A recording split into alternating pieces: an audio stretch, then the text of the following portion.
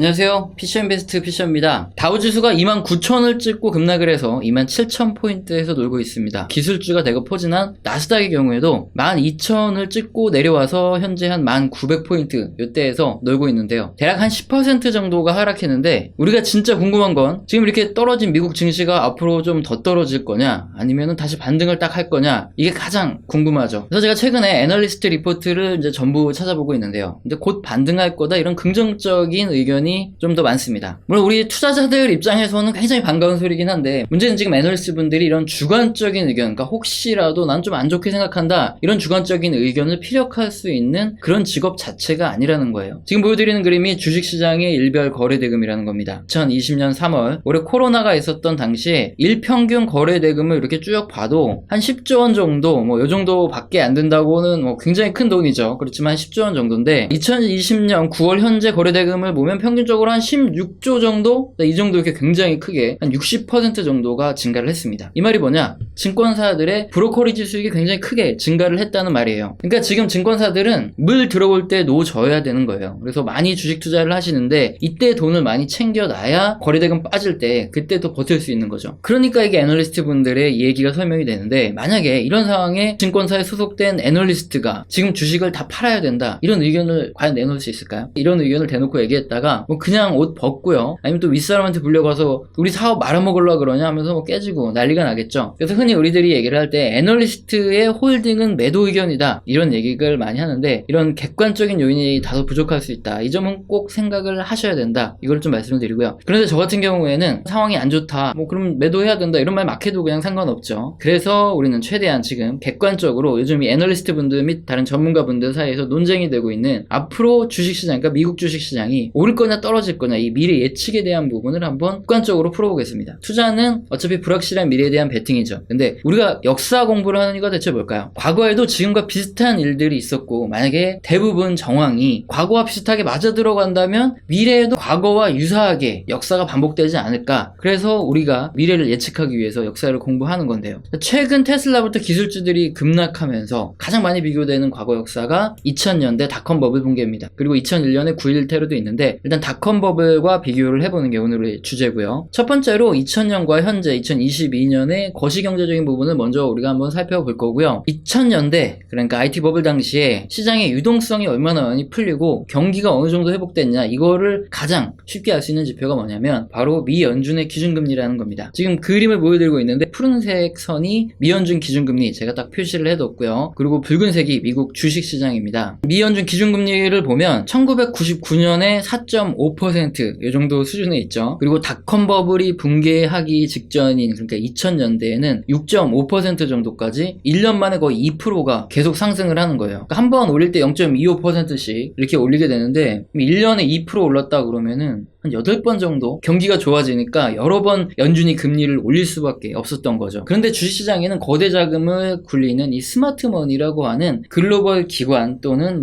대형 투자 집단 이런 것들이 있다는 거죠. 그런데 이런 분들의 정보력 그리고 인사이트적 통찰력은 당연히 우리보다 한참 높겠죠. 그러니까 그게 큰 돈을 굴리는 거고요. 그래서 이런 스마트머니들은 금리가 일정 수준으로 올라가면 은행 예금 금리와 이 주식시장의 기대 수익률을 서로 비교를 하기 시작합니다. 이 그림을 보면서 바로 설명을 드리면 2000년 당시 은행에 맡기만 놓아도 연 이자는 6.5% 이 정도를 줍니다. 지금 같은 상황에서 은행 이자 연 6.5% 준다 그러면 여러분 당연히 주식 투자 안 하겠죠. 그 당시에도 어떻게 보면 마찬가지예요. 주식시장이 닷컴 버블 이렇게 해서 굉장히 많이 올라왔고 다른 종목도 같이 올라왔죠. 미국 사람들 배당 좋아하는데 배당 수익률이 은행 이자보다도 훨씬 낮고, 여기에 기업의 이익 성장률이 계속 높아져야 주가가 이렇게 오른 게 설명이 되는 건데, 이익 성장률도 그렇게 앞으로 높아지지 않을 것이다 이렇게 예측한 이 머리가 좋은 투자를 하는 사람들, 이 스마트 머니, 이런 거대 자금들은 당시에 주식을 팔고 은행이나 국채로 자금을 이동했습니다. 이 얘기는 조금 이따 설명을 드릴 건데 이건 일단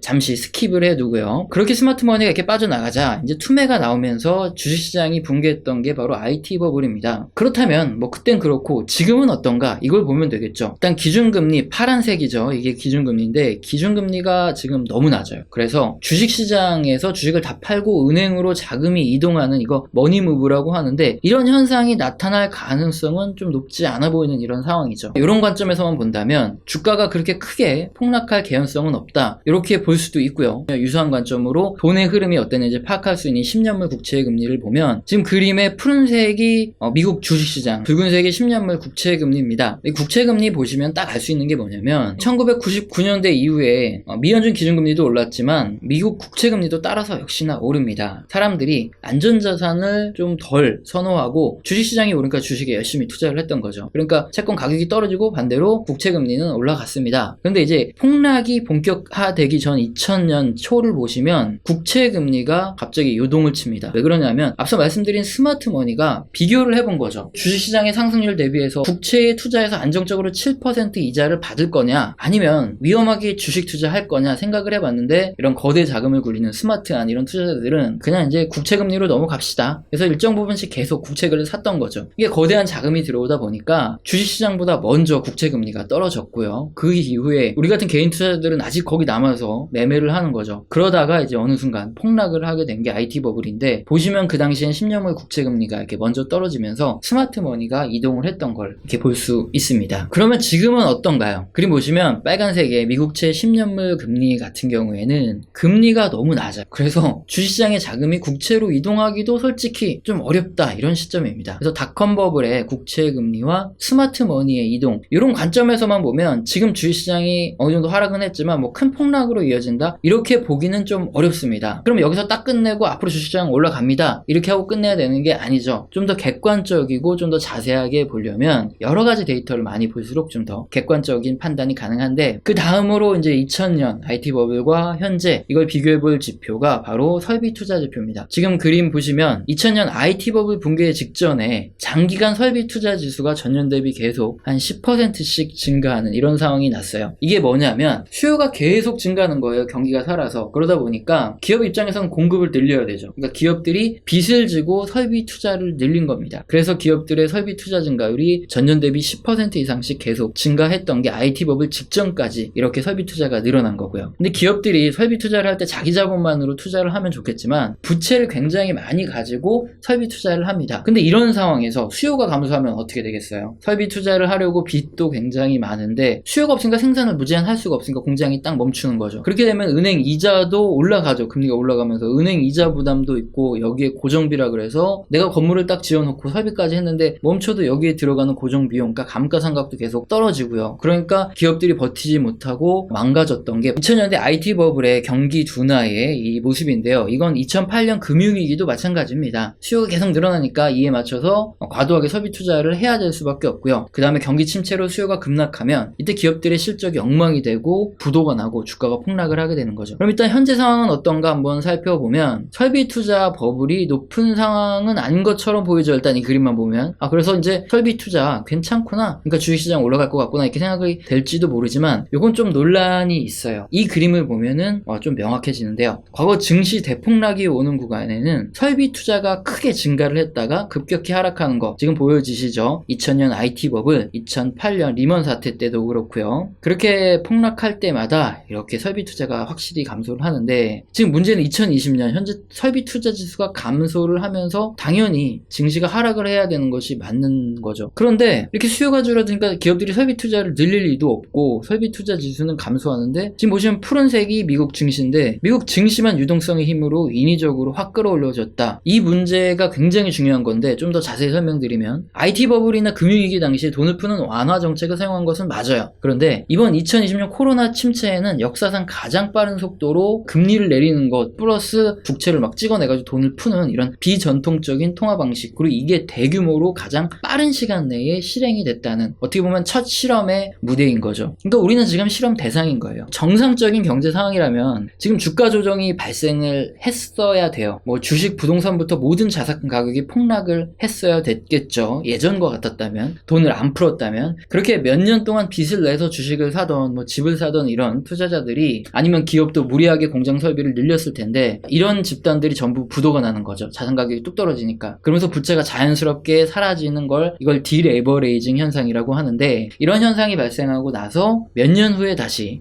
경제가 정상화되고 이때는 뭐 정부와 중앙은행이 유동성을 막 풀어서 지원을 뒷받침해 주면서 다시 튼튼하게 경제가 성장을 하다가 또 버블이 발생하고 이게 붕괴하고 다시 원점으로 돌아오고 이게 이제까지 과거의 경제 사이클이었어요. 근데 2020년 현재 코로나 경기 침체는 실물 경제가 구조조정이 되어야 되는데 연준과 미정부가 돈을 풀면서 넘치는 유동성이 나타나면서 돈이 되는 쪽으로 돈은 흘러가죠. 그러니까 뭐 미국 주식이라든가 아니면 뭐 우리나라 기업들 중에서도 일부 기업들 이런 오르는 자산들로만 돈이 흘러가고 있는 이런 상황인 거죠. 가장 유사한 과거 사례를 찾아보면 9.11 테러 당시거든요. 2001년. 근데 문제는 그 전에 이미 2000년대 IT 버블로 경제가 붕괴했던 경기가 이미 내리막을 걷고 있던 상황이라서 근데 지금은 그런 상황은 아니죠. 그러다 보니까 약간은 다르기 때문에 전문가들의 전망이 엇갈리는데요. 그래서 이 양측의 의견을 한번 전부 다 들어볼게요. 첫 번째로 미 연준이 유동성을 공급한 건 다 죽어가는 환자에게 산소 호흡기를 달아준 것이다. 이게 바로 미 정부와 연준의 유동성 공급이다. 이런 의견이에요. 산소가 다 떨어져 가고 있다. 이런 의견이 있다는 거예요. 연준이야 그냥 돈을 윤전기로 막 찍어내면 무제한으로 공급할 수 있는데 무슨 산소가 떨어지냐? 이렇게 생각할 수 있는데 산소가 떨어진다는 말은 유동성의 함정을 의미하는 겁니다. 유동성의 함정은 여러 번 설명을 드리긴 했는데 다시 좀 간단하게 설명드리면 중앙은행이 예를 들어서 100조를 풀면요. 이게 시중의 은행으로 일단 가요. 그래서 대출이 되고 소비가 되고 또 다시 누군가에게 또 돈이 들어오고 이걸 다시 은행에 맡기겠죠. 그러면 또 다시 은행이 대출을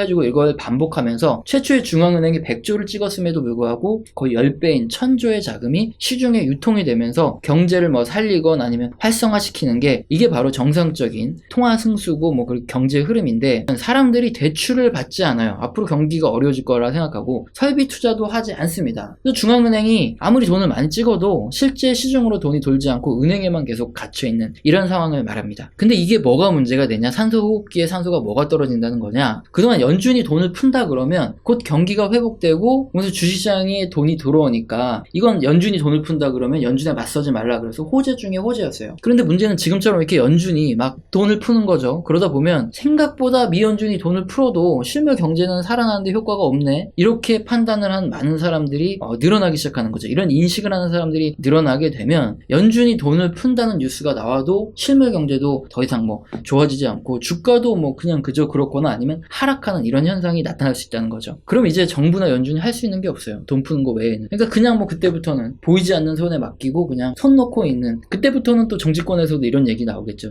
시장에 개입하지 말자. 그러면서 또 보이지 않는 손에 맡기고 손 놓고 있어야 한다. 이런 얘기가 나오면서 그렇게 되면 그게 바로 1920년대 30년대 대공황이 펼쳐지는 건데요. 이제 두 번째로 긍정적인 의견을 말씀하시는 전문가들의 근거를 한번 보면 코로나 침체 이후에 경기가 일단 회복하는 단계다 이런 주장입니다. 설비투자지수만 가지고 한번 얘기를 해봐도 일단 설비투자지수는 다시 회복은 되고 있어요. 아주 조금씩이지만 근데 소비, 제조, 고용도 마찬가지로 어쨌든 회복은 되고 있습니다. 그러니까 지금 설비투자지수가 다시 이렇게 반등을 할 가능성이 있다 이렇게 보는 입장이죠. 그래서 주식시장이 지금 이렇게 상승한 것도 앞으로 설비투자가 늘어나고 경기가 회복될 것 이걸 선반영해서 그냥 오른 거다. 사실상 이번 코로나 사태 이전에 비해서 주가가 오른 거는 그냥 계속 올라가는 똑같은 라인 중에 하나일 뿐이지 꼭 코로나 침체 이거는 그냥 일시적인 급락으로 봐야 된다 이런 의견입니다. 사실 이 의견도 맞습니다. 실물 경제 그리고 설비 투자도 조금씩이지만 어쨌든 느리지만 회복은 하고 있거든요. 그러면 우리는 어떻게 봐야 되느냐? 솔직히 양측 의견이 지금 들어보면 맞아요. 그래서 이 의견 들으면 이 의견이 맞는 것 같고 저 의견이 들으면 저 의견이 맞는 것 같죠. 그래서 결론을 어떻게 내리냐? 우리는 항상 이 두 가지 경우에 먼저 대비를 전부 다 하고 있어요. 이 영상 이전에도 계속 그랬지만 저는 채권 비중 40% 이상이 되고요. 지금 주식 비중이 60% 정도 되는데요. 자, 그럼 주식 60% 채권 40으로 하면 주식이 오를 때 수익률이 너무 낮은 거 아니냐? 장기적으로 봤을 때 그렇게 큰 차이도 안 납니다. 이렇게 포트폴리오를 가져가면서 투자 좀 하셔라. 제가 누누이 좀 말씀드리는 이유 중에 하나입니다. 자, 오늘 영상도 마음에 드셨다면 구독과 좋아요는 꼭 눌러주시고요. 지속적으로 시청 부탁드립니다. 감사합니다.